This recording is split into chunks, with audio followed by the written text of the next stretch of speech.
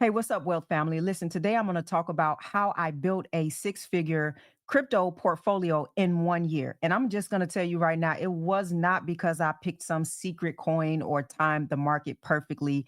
I'm just going to tell you straightforward.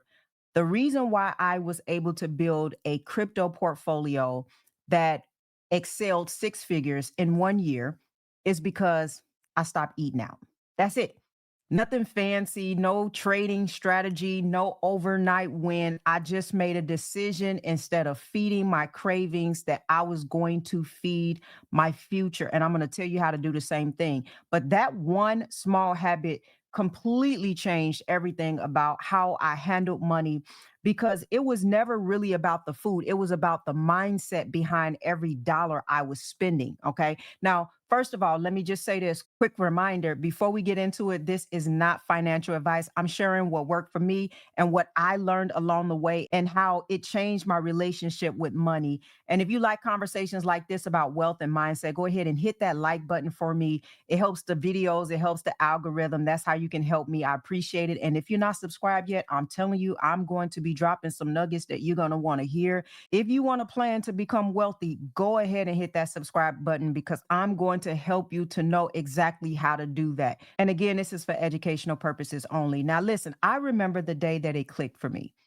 I remember looking back through my bank statements and I realized how much money I was spending eating out. I'm talking hundreds and thousands of dollars every single month. And listen, if you think that was a lot, man, I was also tipping real good. I'm usually the highest tipper when I walk into a restaurant. And I'm the kind of person that's going to bless the waiter, real good. So if I go out, I'm spending money on food and I'm tipping big. But really, all of that stuff just started to add up. And it hit me that, man, I was tipping more than I was investing. And there's nothing wrong with giving, but it should really encourage you because if you are generous and you want to give more, then you want to have more to give. Okay. So you got to take a moment to really focus on building your wealth. But meanwhile, I was investing a little bit in the stock market and investing heavily in real estate at the time, buying a lot of gold and silver, just dabbling in stocks. But my crypto portfolio was non existent. And so I had bought a little Bitcoin, I think, but nothing serious. And that day, I decided to change it. Okay. So, what I decided to do was every time I felt the urge to eat out, especially those expensive meals, and, I got an expensive type because I don't like eating a bunch of low grade food just because it's unhealthy for you. But whenever I got that urge, I'd stop and say, you know what? What if I put this money into my future instead? So instead of putting a lot of money on dinner, I drop it into crypto. Instead of, dropping a couple of hundred on the weekend for eating out, I throw that 200 into Bitcoin or ETH. And I know it sounds small, but that's the point. Building wealth doesn't start with big money, it starts with big awareness. See, most of us don't have a money problem, we have a habits problem. We think we're broke.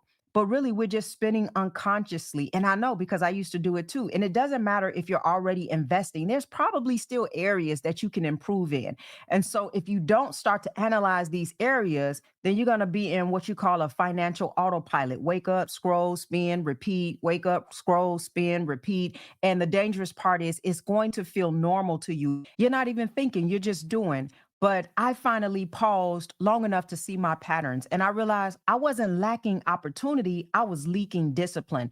And that's the moment when I took my first real position in crypto, not because I had extra money, but because I finally learned how to redirect money that I was wasting. You know, once I started looking at my habits, I realized something even deeper. It wasn't about the food, it was about the comfort. Every time I'd go out to eat, it wasn't just because I'm hungry. Sometimes it might have been, but I really wanted a break. I wanted to feel good. I wanted a moment. And that's when I realized a lot of spending isn't logical, it's emotional. And that's what consumerism really is. It's emotional self soothing with a receipt attached. We really buy because it feels good. We spend because it gives us a dopamine hit. We convince ourselves it's just a treat, but deep down, what we're doing is we're trying to feel something. Maybe it's stress or boredom or pressure or insecurity or even loneliness sometimes. And the thing is, the world encourages this. Every single ad you see is designed to trigger emotion. They don't sell products, they sell feelings, belonging, beauty, importance. So we end up spending to become the version of ourselves we think will finally feel enough. But that pattern, that cycle of emotional spending literally wires your brain.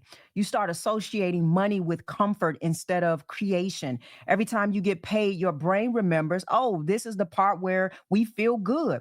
And then without realizing it, you're rewarding yourself for staying stuck. And that's why I say consumerism is addictive because it's not just what you buy, it's what it does to your brain. The more you feed it, the stronger it gets. And then after a while, every paycheck comes with a craving. And listen, I'm not here saying don't enjoy your life. There are some things I'll always spend money on, things that genuinely add joy or peace. But there's a difference between spending to experience life and spending to escape life.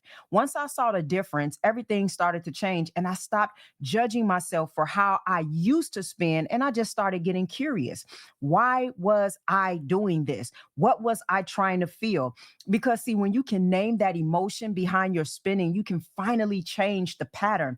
And that's when you stop becoming a consumer and start becoming a creator, not just of money, but of discipline, freedom, and peace. So, there's a shift that needs to happen to rewire this happen. And once I realized what was really going on, I knew I had to make a change, not just a budget change, but a behavioral change. Because you can't out budget bad habits. You have to rewire them. At first, I thought I just needed more discipline, but discipline doesn't come from forcing yourself. It comes from replacing what no longer serves you with something that does. So I made one simple rule for myself. If I was about to spend money on something that would only make me feel good in a moment, I'd take that same amount and invest it into my future instead. So for me, that became crypto. So every $40 lunch, that became $40 in Bitcoin. Every $100 dinner, that became $100 in ETH or XRP. Every time I wanted to go out of habit, I turned that habit into an asset. And that's the thing. Wealth doesn't come from one big decision. It comes from thousands of small ones that compound over time. Most people think the key to wealth is more money, but the truth is, it is more intentionality. It's not about making more, it's about managing differently. Because if you can't manage $100, you're not going to magically manage $10,000. The pattern doesn't change with the amount, it changes with awareness. So I started tracking my spending and redirecting it, and it's wild how fast things can really add up. By the end of the first year, I wasn't just saving money, I was building ownership. And that's when the confidence kicked in. Because once you start seeing your money grow instead of just go, your brain starts craving progress instead of pleasure.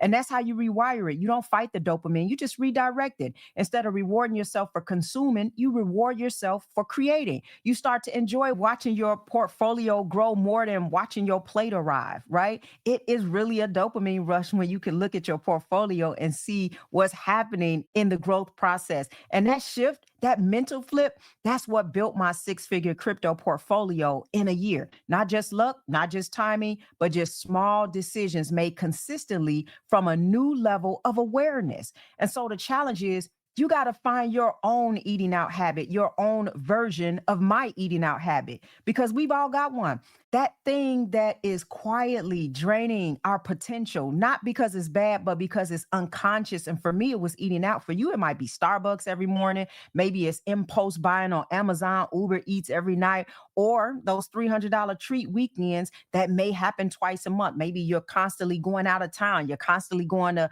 concerts and entertainment places. Listen, I'm not, again, telling you not to enjoy your life. I still go out. I still travel. I still buy nice things, but I draw the line.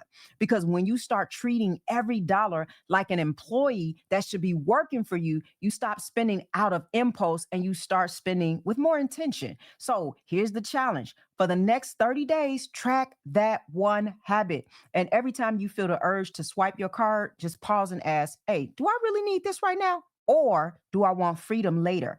And if the answer is freedom, then take that money and invest it. Start small, $20 here, $30 there, $50 here, $100 there. Redirect it into something that grows. Maybe it's your crypto portfolio, your brokerage account, your emergency fund, your business, because those small, consistent moves, that's how you change your financial story. That's how you break the cycle of reaction and start building a life of intention. And trust me, when you start seeing those results, you're never going to want to go back to those bad habits. So, family, listen, if this hit home for you, do me a favor and just hit that thumbs up, hit that like button for me, and subscribe if you haven't already. And send this video to someone who needs it. Maybe they're stuck in a cycle or stuck in some kind of bad habit, and they just need that little nudge to say, hey, become aware of this and start changing these little habits before you wake up one day and you're completely devastated because you have nothing. And with that being said, I want to hear from you. What is your eating out habit? What's the one thing that you can start cutting back on and redirecting towards your future? Please drop it in the comments. I love seeing how you all are growing and thinking differently about your money.